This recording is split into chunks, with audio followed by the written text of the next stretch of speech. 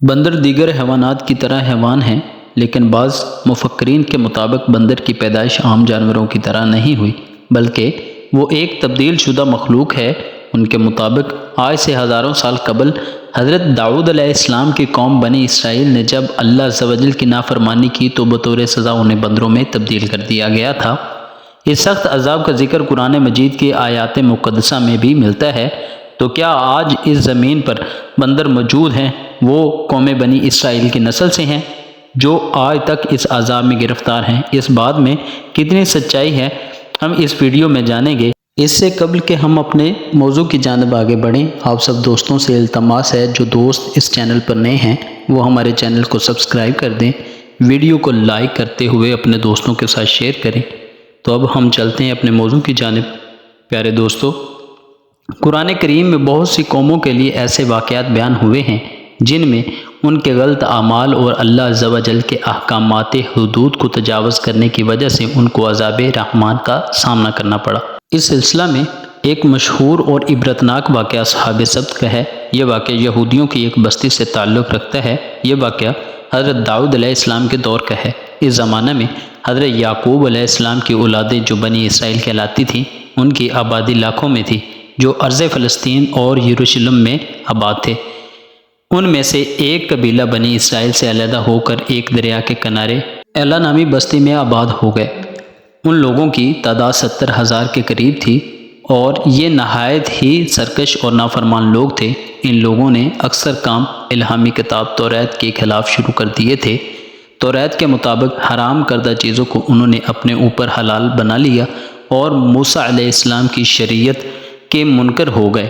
یہ قوم جس دریا کے کنارے آباد تھے اس میں کثرت سے مچھلیاں موجود تھیں، لہٰذا یہ لوگ اس دریا سے مچھلیاں پکڑتے اور انہیں بطور غذا استعمال کرتے اور ان مچھلیوں کی خرید و فروخت بھی کیا کرتے تھے۔ لہٰذا اللہ عز و جل نے انہیں ایک آزمائش میں ڈالا۔ حضرت داؤد علیہ السلام کی اس قوم کو حکم ملا کہ وہ ہفتہ کے دن مچھلی کا شکار نہ کیا کریں اور نہ ہی دنیاوی خرید و فروخت کریں۔ اس دن ان کے لیے مچھلیاں پکڑنا حرام قرار دے دیا گیا، البتہ ہفتہ کے علاوہ باقی دنوں میں مچھلیاں پکڑنے کی انہیں اجازت تھی۔ لہٰذا حضرت داؤد علیہ السلام کے حکم سے اس قوم نے اتوار سے جمعہ تک مچھلیاں پکڑنا شروع کر دیں، مگر ہفتے کو دریا میں مچھلیاں زیادہ مقدار میں ہوتی اور باقی کے 6 دن ہفتہ کے دن سے کم ہوتی۔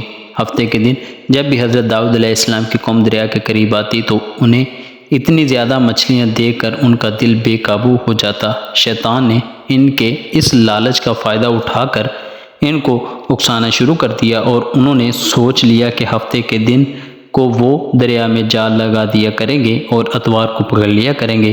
اس طرح کچھ لوگوں نے جال لگا لیے اور کچھ لوگوں نے چھوٹے چھوٹے حوض اپنے گھر تک بنا لیے اور اس حوض کا رستہ دریا تک بنا دیا۔ ہفتے کے دن جب مچھلیاں ان حوض اور جال تک آ جاتی تو اتوار کے دن وہ انہیں پکڑ کر کھا لیتے۔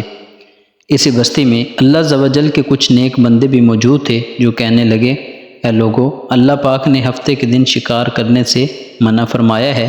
یہ جو تم جال پھینکتے ہو یا چھوٹے چھوٹے تالاب بناتے ہو، ان میں ہفتے کے دن اگر مچھلی پھنستی ہے تو شکار ہفتے کے دن کا ہوگا۔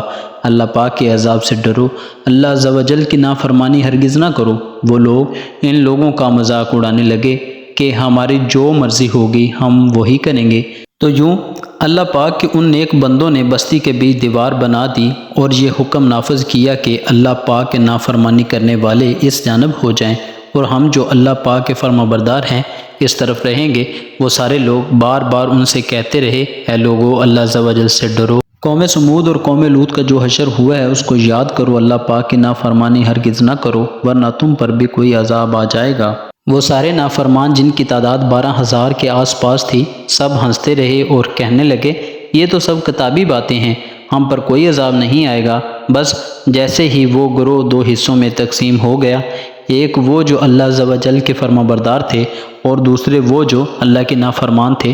دیوار کی دوسری جانب تھے وہ نافرمان پوری رات ہنستے رہے، مذاق اڑاتے رہے اور اللہ کے خاص بندے دیوار کی دوسری جانب معافی مانگتے رہے۔ اگلے دن جیسے ہی صبح ہوئی وہ نیک لوگ اٹھے، انہوں نے محسوس کیا کہ دیوار کی دوسری جانب سے کسی بھی انسان کی آواز نہیں آ رہی۔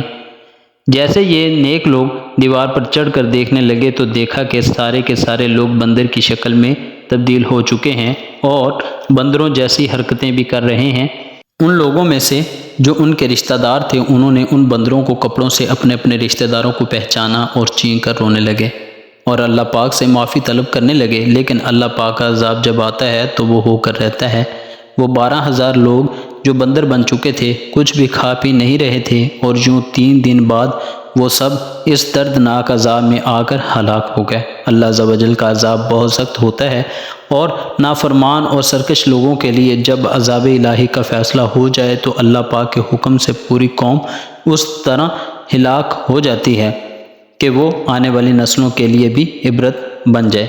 بہرحال یہ نظریہ کہ موجودہ بندر ان لوگوں کی اولاد ہیں جن پر عذاب آیا تھا، یہ ہرگز غلط ہے، کیونکہ اس عذاب سے پہلے بھی دنیا میں بندر موجود تھے، اور صحیح روایت کے مطابق بنی اسرائیل کی یہ قوم جب بندروں میں تبدیل ہو گئی تو 3 دنوں تک یوں ہی زندہ رہے اور پھر روتے روتے ساری قوم مر گئی، لہٰذا ان کی نسل آگے نہیں بڑھی۔ پیارے دوستو، اسی بات کے ساتھ ہم اپنی گفتگو کو اختتام کی جانب لیے چلتے ہیں کہ ہمیں بھی چاہیے کہ ہم بھی اللہ پاک کے فرما بردار بندوں میں ہو جائیں اور نافرمانی کے اعمال ترک کر کے توبہ کریں۔ اللہ پاک ہم سب کو عمل کرنے کی توفیق بخشے۔ ناظرین، میں ہوں ابصار عالم، میں آپ احباب سے نیک تمناؤں اور دعاؤں کا طلبگار ہوں۔ اللہ پاک آپ سب کا حامی و ناصر ہو۔ مجھ ناچیز کو اپنی دعاؤں میں یاد رکھیے گا۔ اللہ حافظ۔